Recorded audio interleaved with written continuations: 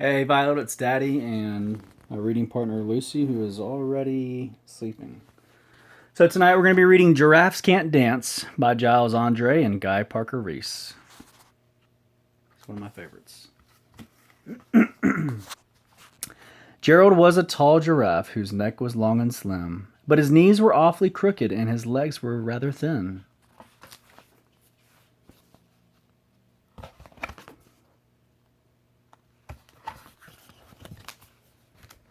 He was very good at standing still and munching shoots off trees, but when he tried to run around, he buckled at the knees.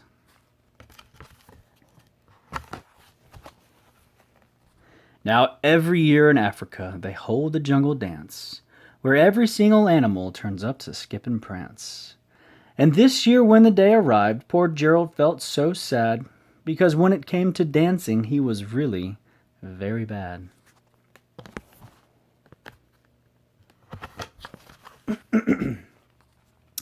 And the warthogs started waltzing, and the rhinos rock and rolled, and the lions danced a tango that was elegant and bold.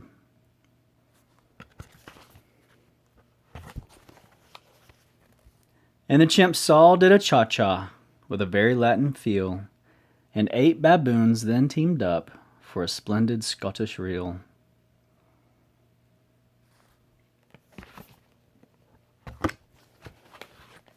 Gerald swallowed bravely as he walked toward the floor, but the lions saw him coming and they soon began to roar. "Hey, look at clumsy Gerald," the animals all sneered. "Giraffes can't dance, you silly fool! Oh, Gerald, you're so weird." This is not very nice.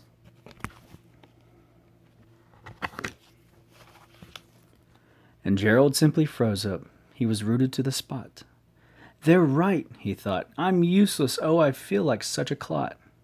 So he crept off from the dance floor and he started walking home. He'd never felt so sad before, so sad and so alone.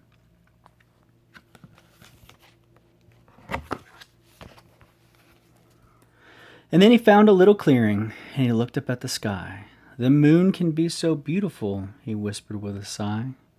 "Excuse me," coughed a cricket, who'd seen Gerald earlier on. "But sometimes when you're different, you just need a different song."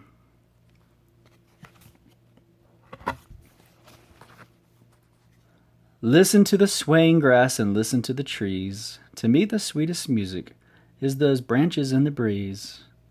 And so imagine that the lovely moon is playing just for you. Everything makes music if you really want it to.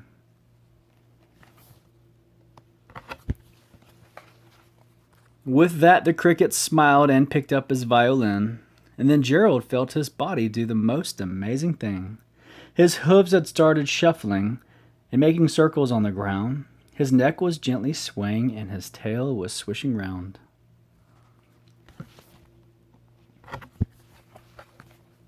And he threw his legs out sideways and he swung them everywhere. Then he did a backward somersault and he leaped up in the air.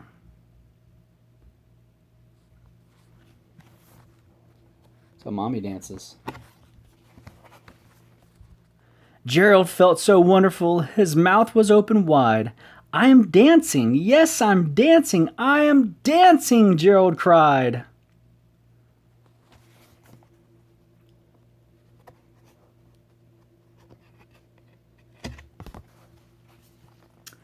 And then one by one each animal who'd been there at the dance arrived while Gerald boogied on and watched him quite entranced.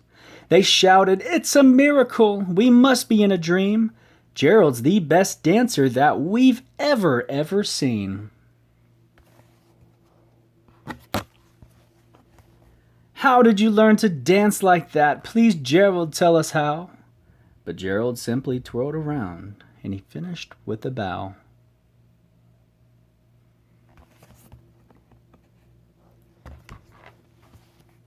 And then he raised his head and looked up at the moon and stars above. "We all can dance," he said, "when we find music that we love." All right, Violet. Sweet dreams, babe. I love you. Say hey, Lucy.